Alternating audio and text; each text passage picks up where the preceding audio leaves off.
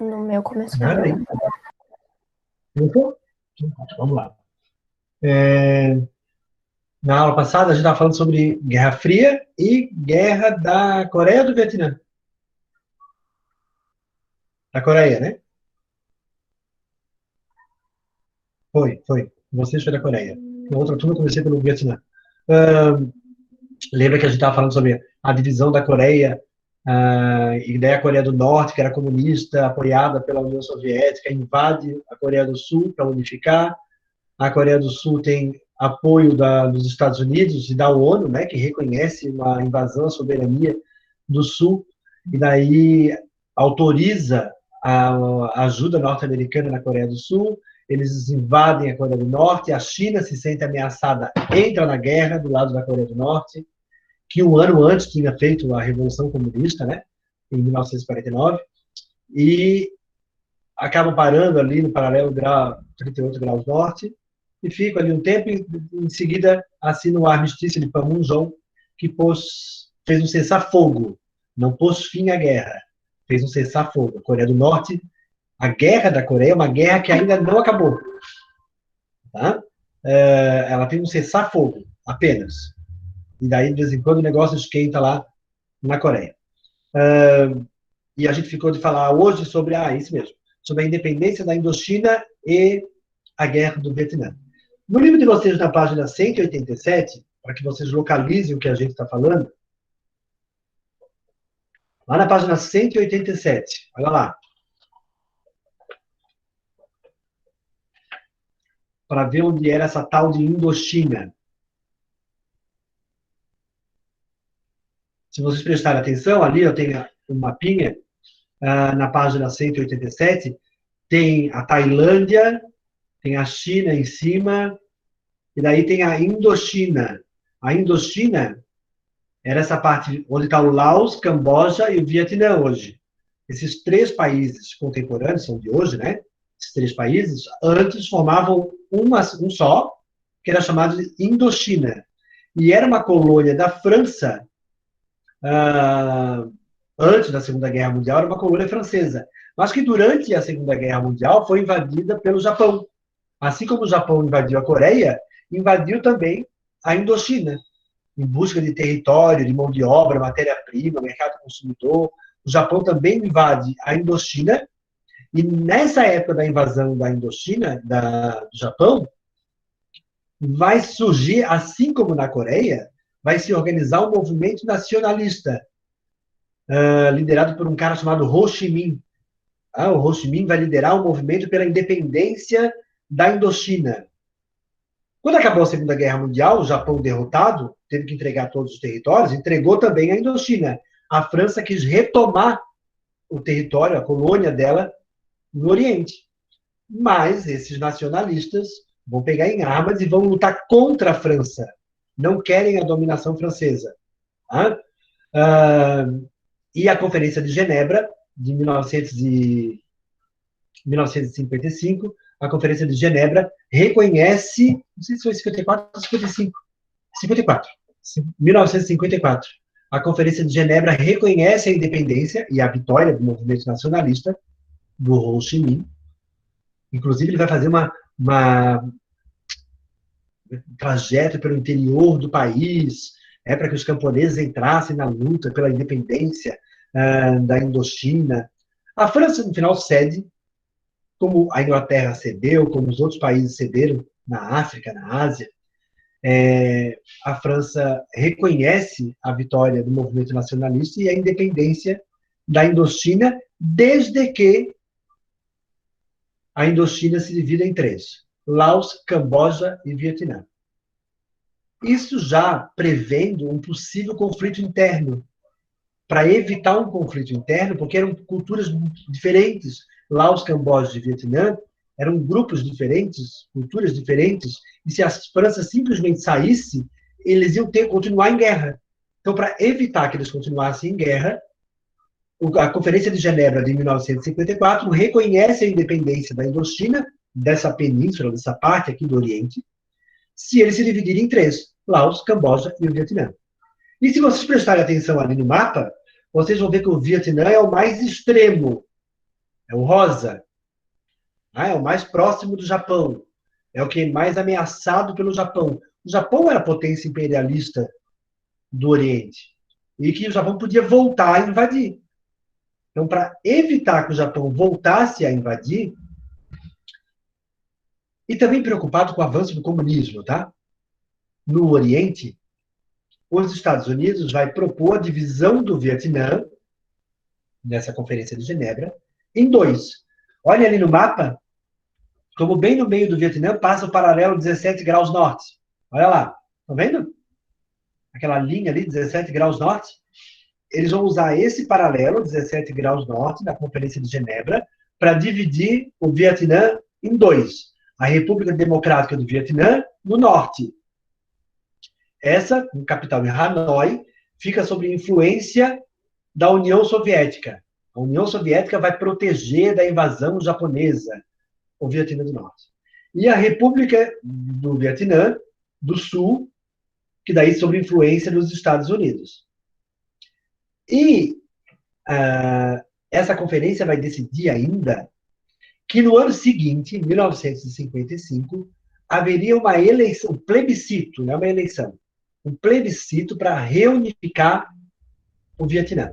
Então, assim, quer ver? Ó, esse ano a gente divide o Vietnã em dois. Um fica sob influência soviética, outro sob influência americana. No ano que vem, a gente faz um plebiscito para saber se vai reunificar. Tá? Só que daí, nesse período, nesse um ano, cresceu muito o movimento comunista no Vietnã. Especial no Vietnã do Norte, óbvio, né, porque estava sob influência da União Soviética, inclusive agora com a China em seguida, depois que a China faz a Revolução Chinesa, também ajudando ali o Vietnã do Norte. Mas no Sul cresceu o movimento comunista. Algumas pessoas do Sul queriam virar comunista. Esses do Sul são chamados de Vietcongs.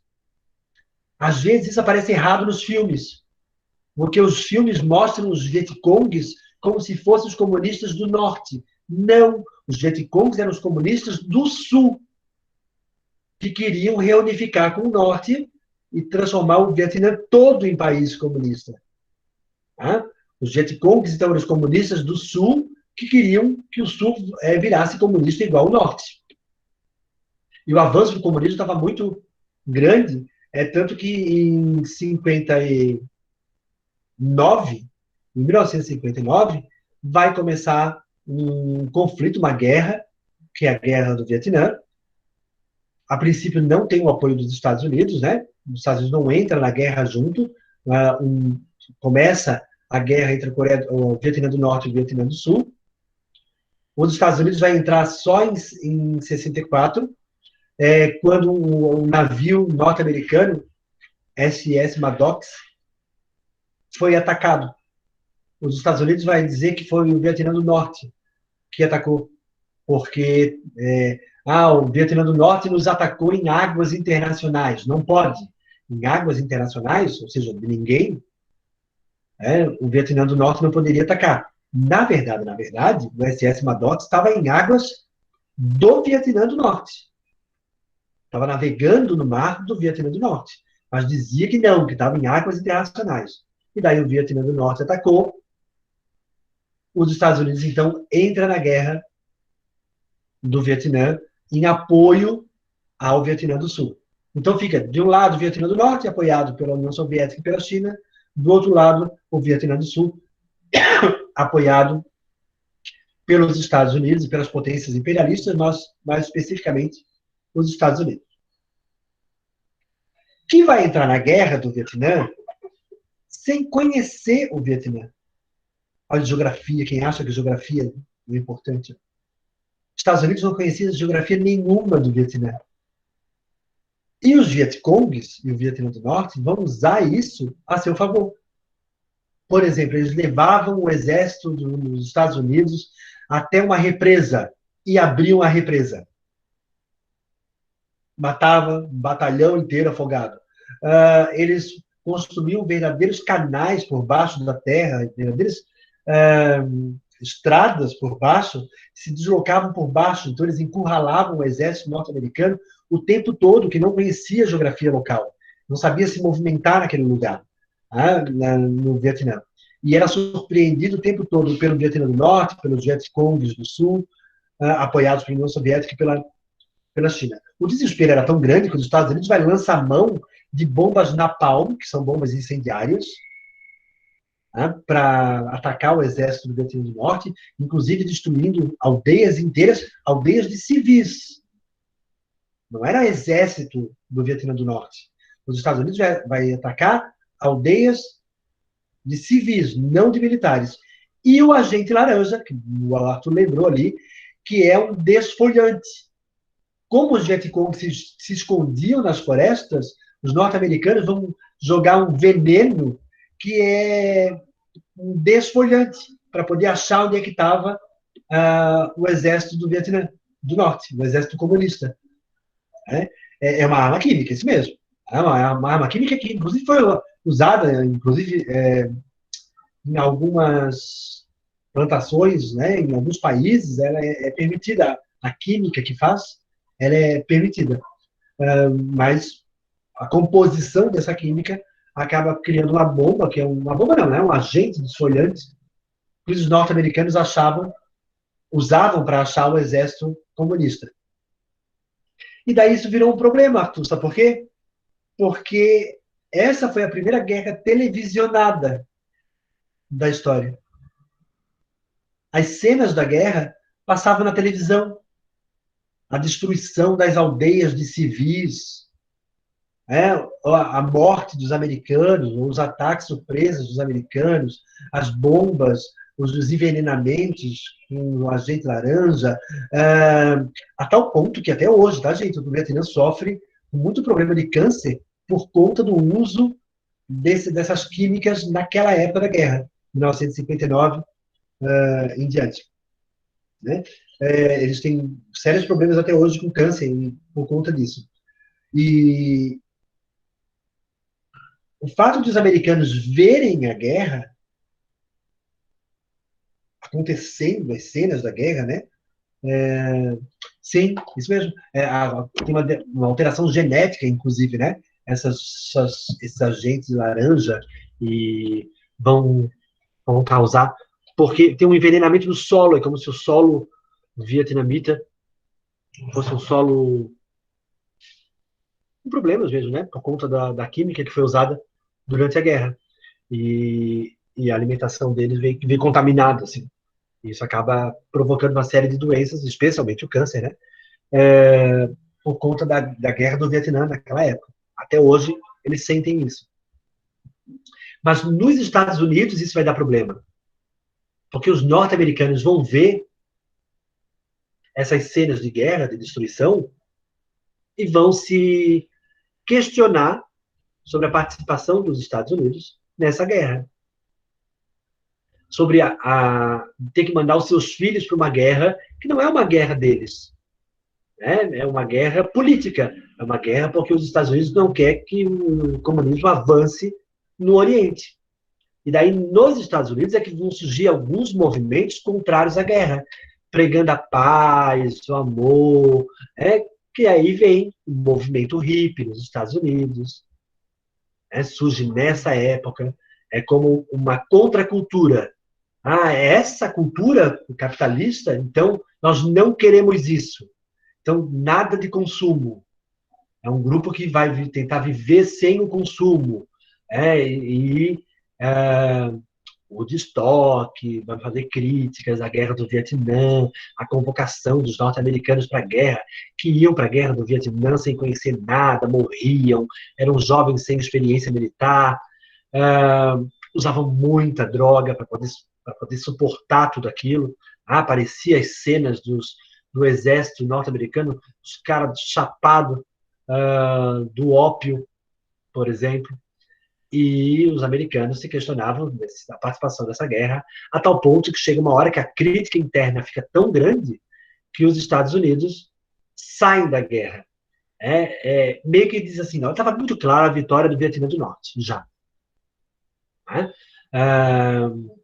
liderado pelo Ho Chi Minh lá, e com apoio da China e da União Soviética.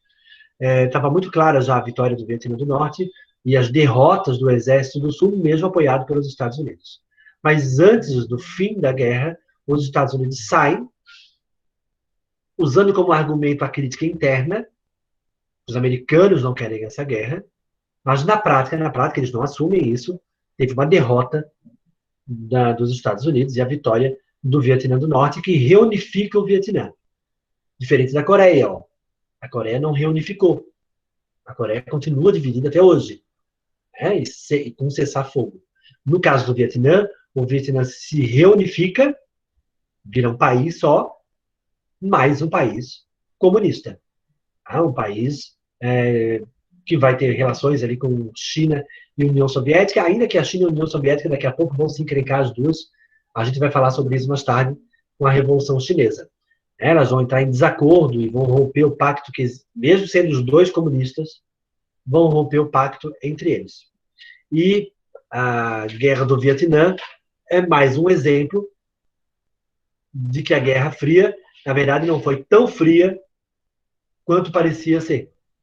Né? Não tem um conflito direto, mas tem um conflito indireto entre Estados Unidos e a União Soviética. Eu só ver uma coisa, porque quero ver um negócio no planejamento de vocês. Se aquelas questões eu passei para hoje ou para sexta. Passou para sexta. Passou para sexta. Boa. É para entregar ou é para fazer? Não. É tarefa. Tá? Aquela tarefa, então, sobre Guerra Fria, sobre as conferências de Potsdam, de Yalta. A conferência de Yalta é que divide a Coreia, né? Em duas. Conferência de Genebra dividiu o Vietnã em dois. Por incrível que pareça, gente, eu nunca achei que eles fossem cobrar isso no vestibular, por exemplo. No último vestibular, eles cobraram o negócio das conferências. O que era da conferência de Genebra, o que era da conferência de Yalta. Isso é uma decoreba, mas os caras cobraram. Tinha que saber o que tinha definido cada uma dessas conferências. Acho muito detalhe, mas não sei eu que faço a prova do vestibular. Eles perguntam coisas assim, às vezes eles pegam, sabe que eles escolhem, né? Qual vai ser a prova mais difícil esse ano? Eles escolhem. Fica para a física, esse ano é da física. A física é a física que seleciona. Tem ano que é biologia, teve um ano que foi história. Eles perguntaram só detalhe. Tratado de Santo Ildefonso, os livros nem falam sobre isso. Tratado de Conferência de Genebra, Conferência de Yalta, Guerra da Coreia, que geralmente passa muito rápido, os livros passam muito rápido, por isso que é só para exemplificar a Guerra Fria. Que, enquanto eles estão disputando tecnologia, propagandeando o seu regime político, econômico, capitalismo, comunismo, na prática, estouraram guerras como a Guerra da Coreia, a Guerra do Vietnã, a independência da Argélia e de alguns lugares da África, e mais ou menos esses países vão se direcionar ou para o comunismo ou para o capitalismo. Com o fim da União Soviética, na década de 80, com o fim da União Soviética, esses países acabam ficando muito isolados porque não conseguem sobreviver sozinhos sem a União Soviética. Precisavam do comércio, e o comércio é essencialmente capitalista, comércio mundial. Então eles tiveram que abrir a um comunismo diferente do que foi previsto, né? Vamos pensar a China, por exemplo. China é comunista, mas vive do comércio, né? E o comércio tem lucro, e o lucro é capitalista. Então, é um comunismo diferente daquilo que foi proposto ou pensado. Afinal de contas, também o comunismo, como foi na Rússia, na União Soviética, também era diferente do que foi pensado, né? Porque em nenhum momento Marx falou que tinha que ser a ditadura de uma pessoa. O Marx dizia que era a ditadura do proletariado. Era diferente. É uma ditadura da maioria, não uma ditadura do Stalin. Né? Também não foi, na União Soviética, também não foi o que eles queriam que fosse, ou como eles queriam que fosse, como Marx pensou. É um comunismo diferente, né? Teoricamente, Henrique, a China poderia fazer lá ser um país comunista, mas a riqueza ser distribuída igualmente. Se a riqueza fosse distribuída igualmente, seria essencialmente um país comunista. Mas a gente sabe que não é. Né? A gente sabe que os trabalhadores chineses são super explorados e há uma divisão social, uma divisão de classe, ainda que eles não reconheçam essa divisão de classe social. Quem governa ainda é o secretário do Partido Comunista. Não tem eleição para presidente lá. Lá tem a escolha do secretário do Partido Comunista. E ele é quem governa o país. Só tem um partido também, né? Só o Partido Comunista.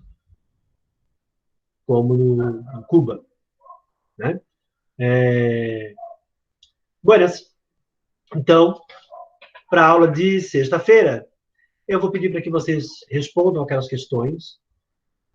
Leiam o livro fala sobre a Guerra da Coreia, a Guerra do Vietnã, a Guerra Fria e essas conferências todas. Tá? Fala também sobre a criação da ONU, né, que a princípio foi criada para evitar novos conflitos, mas que muitas vezes autoriza, né, pressionado pelos Estados Unidos, autoriza esses conflitos, ou a intervenção militar. Até pouquíssimo tempo, né, a Guerra do Iraque, por exemplo, foi autorizada pela ONU, porque os Estados Unidos eram o maior financiador também, né, da ONU. Boa parte do dinheiro vinha dos Estados Unidos. Então, é fácil de pressionar. Respondo as questões do caderno, não precisa entregar, e a gente corrige na sexta-feira. Pode ser? Combinados? Todos receberam, né? Eu imagino que os pais de vocês passem planejamento direto para vocês, né? Se virem. Vocês estão no nono ano. Então, gente, tenham uma boa semana. A gente se vê na sexta-feira. Tchau. Tchau, André. Até a próxima. Tchau, André. Tchau, gente. Boa semana.